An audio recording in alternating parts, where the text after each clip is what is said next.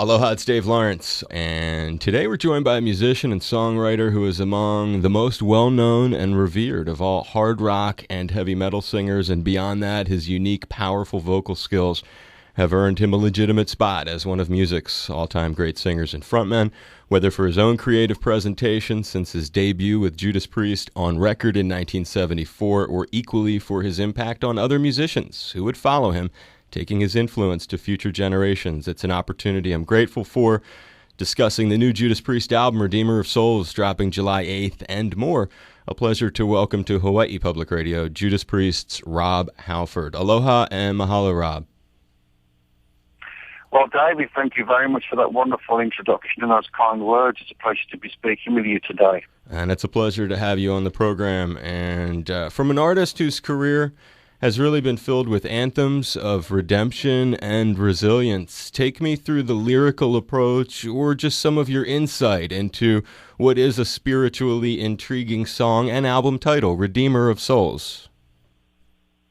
It's a beautiful moment for the band. Here we are 40 years later, still forging the heavy metal that we love so much and so passionately.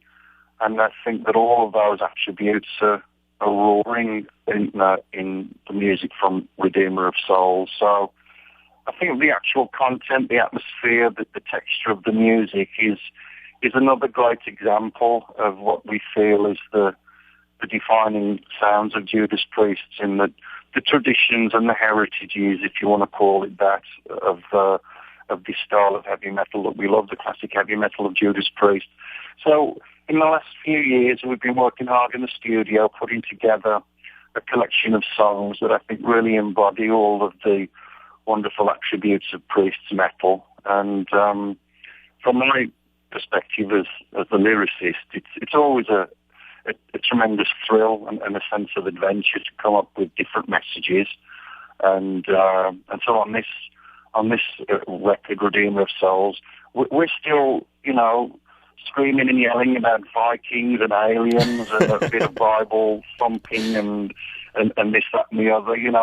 Our music is grounded in both fantasy and reality. And that's what Judas Priest has been doing for many, many decades. And so this is just a terrific example of that direction and that style of Judas Priest's heavy metal music.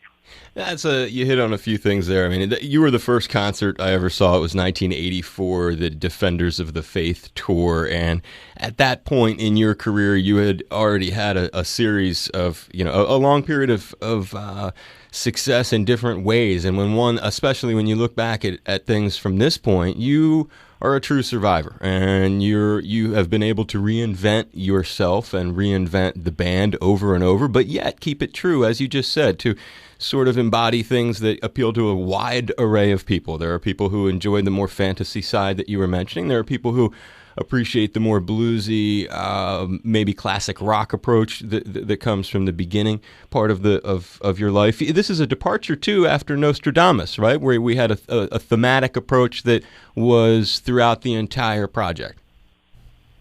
Yeah, there's still a tremendous love for what we achieved with Nostradamus. Of course, that was our one and only concept record, a record that we'd always been trying to nail down. The concept albums can be quite tricky, but in this instance, we had a real source of true information from this guy Nostradamus, who lived and breathed on the planet, and historically, he's still very much a part of today's world, with these prophecies that are constantly being pulled apart and discussed.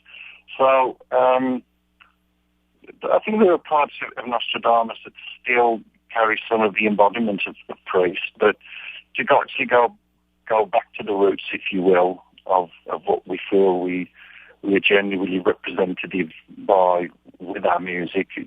We've kind of not exactly turned nostalgic. I think we took a lot of the emotions from the Epitaph World Tour, where we tried to play a little bit of something from all of our career in one show. I think a lot of that condensed inside of us to regroup for the writing of Redeemer of Souls. And as you point out, David, it's 40 years is quite a long time. And there are many, many pitfalls, and there are many, many different kinds of places that you can end up in rock and roll over 4 decades. But I'm just happy to say that the things that we believed in, the dreams, the ideas, the ambitions that we kind of began with, have kept us on track, kept us grounded. So there are components in this band that really haven't changed that much through the 70s, the 80s, the 90s, and now the 2000s. I think it's remarkable, that a guy from my beginnings in life could still be in a wonderful band that is still significant and relevant and wanted and listened to in 2014. As I said in the intro, and I think it's like a theme, about you, about your music, there is redemption, resilience. It's not a new approach to your songwriting, and it's not a minor thing. It's, I believe, what separates many of the classic Priest anthemic songs from other metal of the era that it came out in, because it has a quality that we'll explore hopefully in a little bit, but there is something that is really an important thing. And I think when you name the album Redeemer of Souls, in so many ways, just the word Redeemer, it goes hand in hand with so many of the thoughts, the messages, as you called them. And that's so great, messages. And getting to that point, Rob, as vocalist, do you continuously gather lyrics as they come to you? Or if not, can you explain a little of how some of these phrases, which have become so important to so many people and has gotten them through so many tough times, how they came to you? I suppose I feel the same way as everybody else does. When I see things that are terrible that happen around me, it affects me emotionally, and I take mental notes of that.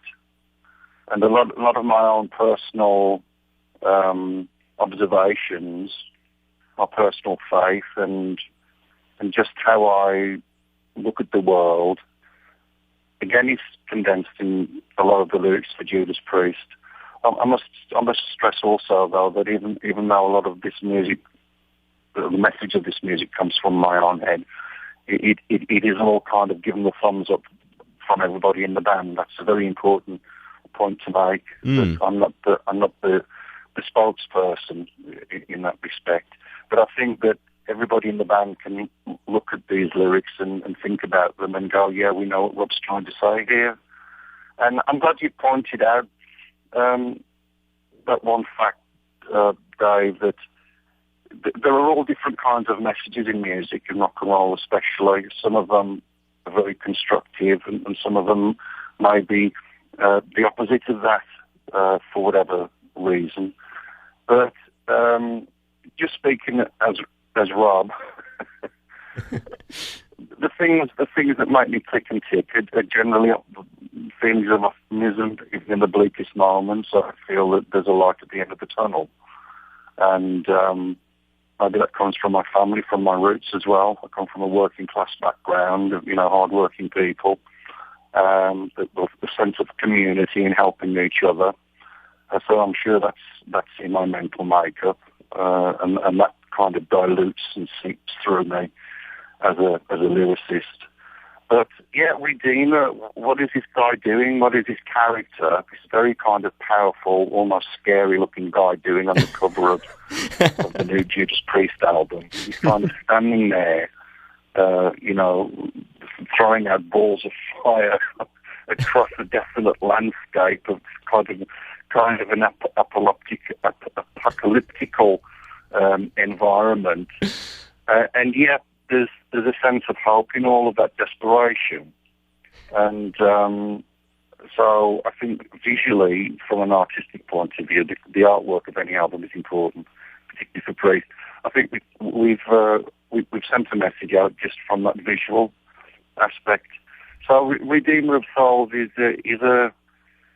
another great selection of stories, vast majority of which do contain that those feelings of strength and resilience, and I feel proud that we've been able to put those feelings into this record. When it comes to being a communicator and having an enduring impact on people's lives, I would certainly rank that as perhaps one of the more important things spiritually that you have accomplished, and it is well worth noting. You had mentioned something on a humorous note, though, that is true when you talk about the cover and the apocalyptic sort of quality of it, and yet the sense of resilience and hope that comes through it. It's almost Venice-like. It's like walking through, when you're in Venice, they have all these little shrines in Italy, every single alleyway, and they look so intense. They're so moving and they're so frightening looking in so many ways. And even the paintings in some of the churches, and yet there is this sense of hope. So I don't know, it just popped in my head as you were describing it. That's all I could see for some reason. I don't know if you've ever. I'm sure you've wandered there in your international days. Yes, in many places, in many places. Even when you go along the side of a road and you see a little shrine to somebody that's lost their life in a car accident, it's very evocative. So we're surrounded by all these wonderful messages that transform maybe a finality into something more, and so that is worldwide. And again, I consider myself to be a very lucky guy because, I've stood on the ground in Japan, in Brazil, in all over North America, Canada, or every place in Europe, and I look at people and we're all the same, we're all exactly the same. But that connection that we have with challenges on various levels, including faith-based ones, is what makes the world go round, and that I think is something that you probably tend to look at a little bit more deeply as you move on into life as a 62-year-old metalhead, soon to be a 63-year-old metalhead. I'm obviously thinking and feeling differently now to what I was when I was a teenager. But I'm seeing the great connectivity, the great human consciousness that we all have inside of us as I move on in life and I still do my world travels. What a way that it has informed you. I mean, you summed it up so well. Standing there on all these different stages and realizing that everybody's the same. And that's from a guy who was able to manifest some of those feelings into successful pop songs that made him a lot of money and took him around the world for a very fun, adventurous life, to also be able to tie it together in that way that is truly, there is something deeper about that. And when you were talking about the band and running the lyrics by them and stuff, and for you and Ian and Glenn, and for a long time KK was part of that, but now it's you, it's Ian, it's Glenn in terms of the core cats, and Scott's a monster too. I'm not excluding him, but when I think about the three of you and all these years later, the fact that you're still together, if you're willing, take us inside as you do Redeemer of Souls. I'm sure you were looking around and realizing there are moments that cemented the enduring professional relationship that you share, this vehicle. I think, again, it's respect. It's respecting each other's points of view. It's respecting each other's abilities, respecting each other's limitations, encouraging one another. All of the great things that seem to live for a long time generally come out of areas where you have to try and keep the balance for the good of the outcome, and that includes taking on the friction and taking on the disagreement that is natural, that occurs around you when you're in a band. It is very much like a family, and so when I'm with anyone in Priest, particularly my bandmates for over 4 decades, I look at Glenn and I look at him with a tremendous amount of love and affection, and know that this is one of the greatest bass players ever, and this is one of the greatest guitar players ever. It's a very warm, endearing feeling that we have for one another that we don't generally talk about because we're British blokes. we don't really go there, but we can look into each other's eyes and we know that that's a reality. And it's difficult. It's very difficult to make it work. And I think that if it was too easy, maybe the great things wouldn't happen. I think every major accomplishment in life has come out of a struggle. So and I wouldn't put Priest up into that level. But I think what I'm trying to say is that the work that we've made musically has come out of that tenacious type of self-belief and going through the rough times as well as the smooth times. That's rock and roll in essence. Rock and roll has always been about a little bit of chaos, trying to bring order to something that was never designed to be that way. So it's terrific that the characters involved in Priest have still been able to maintain a very strong relationship that makes wonderful things occur. When we think about that relationship, I think in a lot of contemporary assessments of Judas Priest, the earliest era of the band's catalog, for some reason, is often poorly overlooked. And I think when you think of songs like at least Crossfire for me when listening to the new record, it made me think about some of those earlier moments. And I was hoping, if you wouldn't mind, going back kind of deeper, but it's a theme that we talked about a little bit, but it's more on the spiritual end, and I've always been curious about Dreamer Deceiver. Not only are the lyrics remarkable, but it's also one of my favorite demonstrations of your wide-ranging vocal talents. And anyone not familiar with the song, I urge them to take a listen to that, and you will hear Rob go through literally, the variety of vocal deliveries you do with passion, and as if, like I said, as if that wasn't enough, the lyrics. Tell me a little bit, Rob. Take us in that song. What's being discussed? I can tell you what I think it's about, but it would mean a lot. And then I'm going to highlight a couple of those lyrics for you. Well, I remember thinking about that song when I was in a club, the Zoom Club in Frankfurt in Germany in 1970-something, before we even put that song together.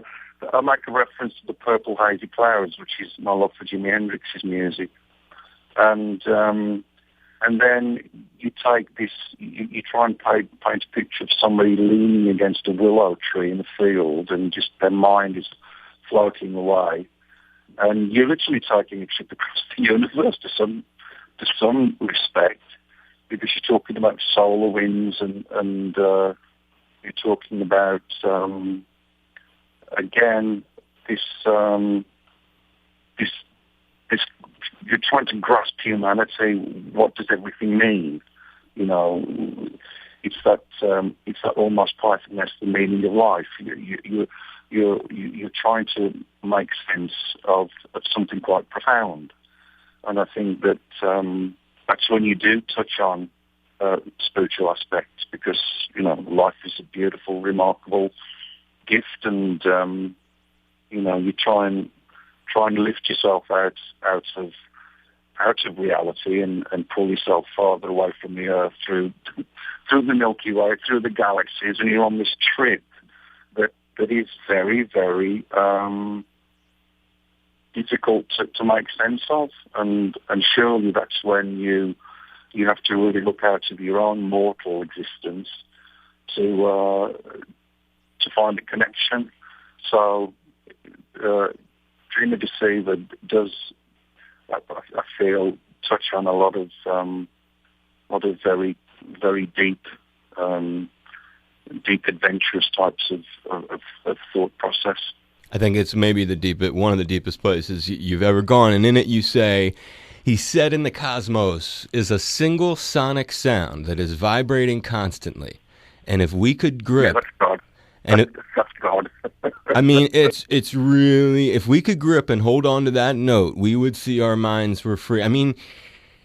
There's stuff in there that I imagine, you said you're 62-year-old heavy metal rocker or whatever. You were hitting on some themes, Rob, that were, that's what it's about. That's, I don't know. It's powerful, powerful stuff. And I just had to reference it to you and wonder, as I've grown up, I look at that, what you're talking about there and the true meaning of life.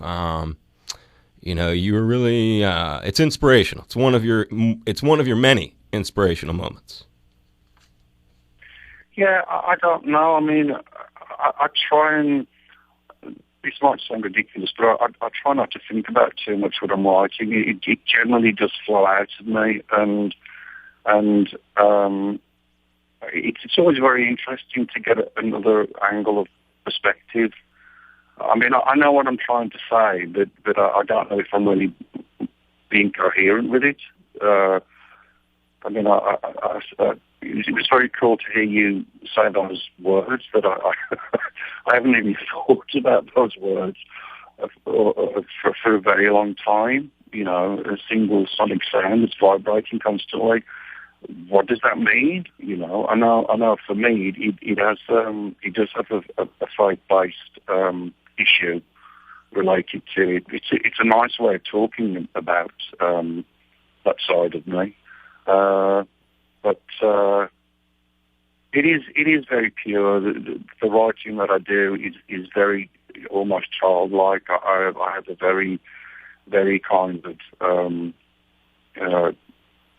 mixed emotional side to me that 1 minute can be deadly serious and the next minute can be very almost kindergarten, and I think it needs to be shown. It needs to be shown. It's like there's a side of you, and then also, Rob, your vocal performance throughout that. You hit the metal with no doubt in different ways, but you show so much soul, so much variety in your delivery, all encapsulated in a 6-minute song. And again, I'm blessed with a voice that can do lots of different things, and I've always cherished that. Some singers have a limited range for just the way it is, because it's a physical part of your being. When I knew that I got a voice that could be adventurous, I just ran with that. I wanted to do as many different things as I possibly could in whatever octave or whatever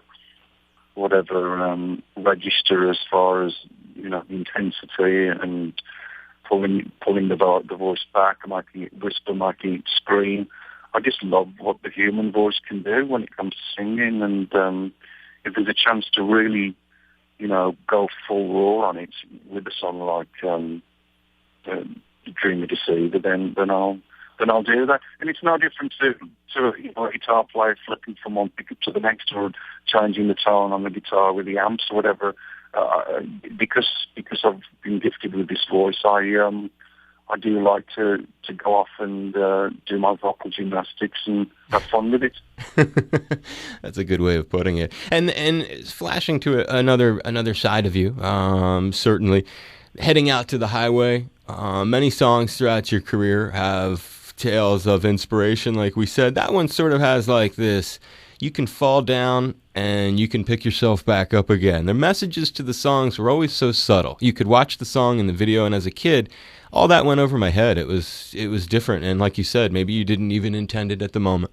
I wonder if those occur to you all these years later, the subliminal, like you said, positive messages in many of these songs. Yeah, the first time I came to America and saw these big, gigantic highways, it was just overwhelming. I couldn't believe that you had like almost 6 lanes on one side and 6 lanes on the other. Like in the UK, our early motorways, as we call them, had one lane on the left and 1 lane on the right, but you could go a little bit faster and it was a straight road.